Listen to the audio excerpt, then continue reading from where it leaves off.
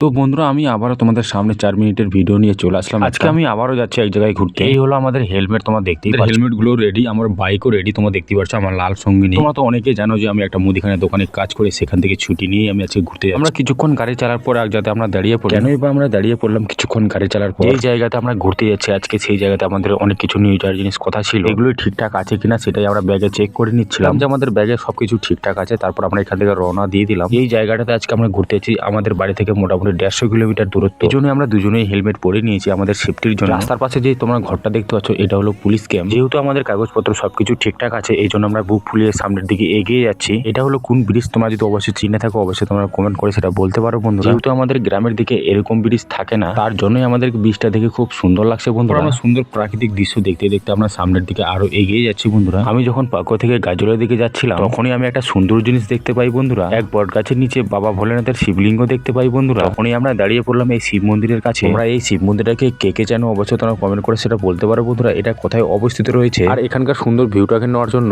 আমি এখানে অনেকক্ষণ ধরে সময় কাটালাম। এখানকার ভিউটা কিন্তু সত্যি খুব ভালো। তোমরা এখানে না আসলে বুঝতেই পারবে না এখানকার ভিউটা কত সুন্দর আছে। তাহলে আমার সাথে সবাই একসাথে বলো হর হর মহাদেব। আর কে কে তোমরা শিবকে খুব ভালোবাসো অবশ্যই তোমরা কমেন্ট করে সেটা বলতে পারো বন্ধুরা। তো নমস্কার বন্ধুরা, আমি গ্রামের ছেলে পুলক।